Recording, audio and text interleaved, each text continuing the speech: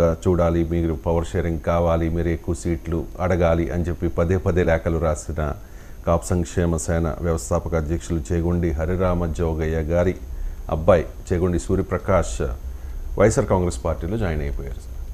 So మొదటి నుంచి అంటే జోగయ్య గారు చేసే ప్రతి చర్య కూడా అల్టిమేట్గా అది జగన్కే ఉపయోగపడుతుందని పలు విశ్లేషణల్లో మీరు చెప్పారు.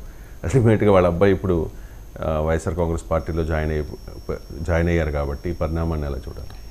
అంటే అబ్బాయి చేరాడు కనుక తండ్రి రాజకీయాలని మనం అంచనా వేయకూడదు. కానీ బట్ నేను మొదటి నుంచి చెప్తా, అది ఒకటే కదా, ఇవాళ ఇంకో వార్త కూడా ఉంది. ముద్రగడ్డ పిఠాపురం నుంచి పోటీ, ముద్రగడ్డ లేదా ముద్రగడ్డ తనయుడు, ఇలా చర్చలు కూడా వస్తున్నాయి.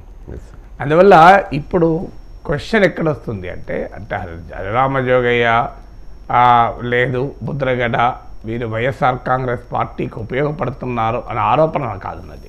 కానీ వాళ్ళు రైజ్ చేస్తున్న ప్రశ్నలు నిరంతరం జనసేన పైన ఒక రకమైన దాడి, పవన్ కళ్యాణ్ పైన. ఈ దాడి ప్రత్యర్థులు చేస్తే అర్థం చేసుకోవచ్చు, ఇక్కడ వైసీపీ దాడి చేస్తే సహజంగానే. కానీ నిరంతరం మిత్రులుగా ఉంటున్నామని చెప్తున్న ఇద్దరు కాపు అగ్రనేతలు రకరకాల ఉత్తరాలు బహిరంగంగా రాస్తున్నారు. బహిరంగంగా ఎప్పుడు మిత్రుడు ఉత్తరం రాయడం. ఇప్పుడు మీకు ఫ్రెండ్ లేఖ రాస్తాడు, ఆ లేఖ మీకు డైరెక్ట్గా రాస్తాడు తప్ప రోడ్డు మీద పబ్లిక్లో మీ ఇంటి ముందు రాతకబెట్టిపోతారా చెప్పండి నాకు. మీకు మీ మిత్రుడికి ఏదో కొన్ని మీకు అడ్వైజ్ చేయాలి. ఏం చేస్తాడు? ఓరల్గా చెప్తాడు. ఓరల్గా చెప్పాల్సి లేదా ఫోన్ చేసి చెప్తాడు. కాదంటే ఒక లేఖ రూపంలో రాసి పంపిస్తాడు. కానీ ఆ లేఖ గోడ కతికించి ఓ మైక్ పట్టుకొని మా మిత్రుడికి సలహాలు ఇస్తున్నా అని చెప్తాడు. ఎక్కడన్నా చెప్పండి. సో అందువల్ల బహిరంగ లేఖలు రాస్తున్నారంటేనే బహిరంగంగా ఈ డిస్కోర్సులు పెంచడమే పవన్ కళ్యాణ్కు నష్టం.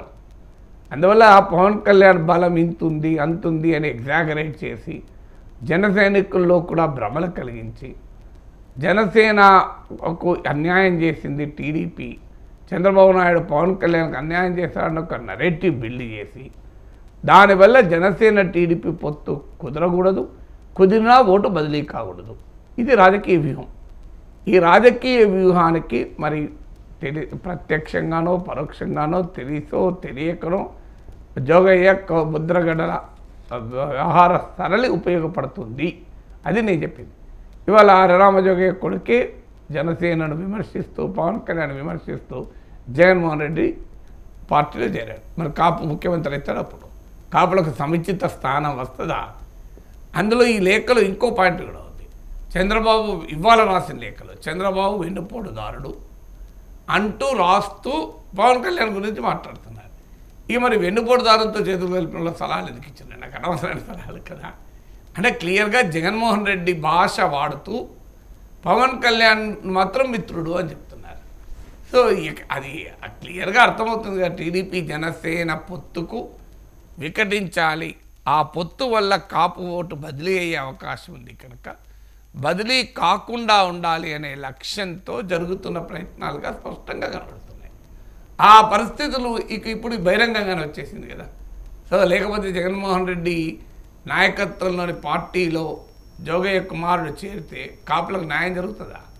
మరి కాపులకు హరిరామ జోగయ్య సజెస్ట్ చేసినట్లు ఇప్పటి వరకు 70 సీట్లు 60 సీట్లు 50 సీట్లు కాపులకు వైఎస్ఆర్ కాంగ్రెస్లు ఇప్పిస్తాడా? నాకు చెప్పండి. ఇప్పుడు వైఎస్ఆర్ కాంగ్రెస్ పార్టీలో కాపులకు ఎన్ని సీట్లు ఇప్పిస్తారు? హరిరామ జోగయ్య 60-70 సీట్లు ఇప్పిస్తాడా? కాపులు జనాభా ఇంతమంది ఉన్నారు కదా, మరి ఇప్పించచ్చు కదా.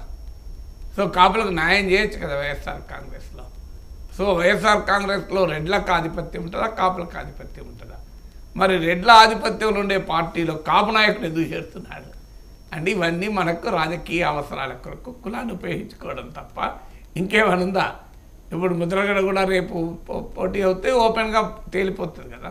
ఇప్పటిదాకా రాసిన లేఖలు, చేసిన మాటలు, చెప్పిన మాటలు, అడ్వైజులు ఎవరు లక్ష్యాన్ని సాధించుతున్నాయని దానికి ఇది ఒక ఇండికేషన్ కదా.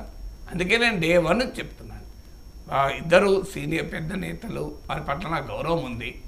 కానీ వారు రాసే లేఖలు, బహిరంగంగా చేస్తున్న వ్యాఖ్యలు పవన్ కళ్యాణ్కు ఉపయోగపడేవి కావు, జనసేనకు ఉపయోగపడేవి కాదు, ఈవెన్ కాపులకు కూడా ఉపయోగపడేవి కాదు. అవి క్లియర్గా పవన్ కళ్యాణ్ దెబ్బతీయడానికి, జనసేనను దెబ్బతీయడానికి, కూటమి వైపుగా కాపు ఓటు బదిలీ కాకుండా ఉండడానికి, టీడీపీ జనసేన మధ్య ఒక గ్యాప్ను, అగాధాన్ని సృష్టించడానికి వ్యూహాత్మకంగా జరిగిన వ్యవహారం అది. సో అది ఇప్పుడు ఈ చేరికతో మరోసారి బలోపేతమైంది. నేను ఇన్ని రోజుల నుంచి చెప్తున్నది ఎవరు అంగీకరించకపోయినా ఇప్పుడు ఈ పరిణామాల వల్ల అర్థమైపోతుంది కదా.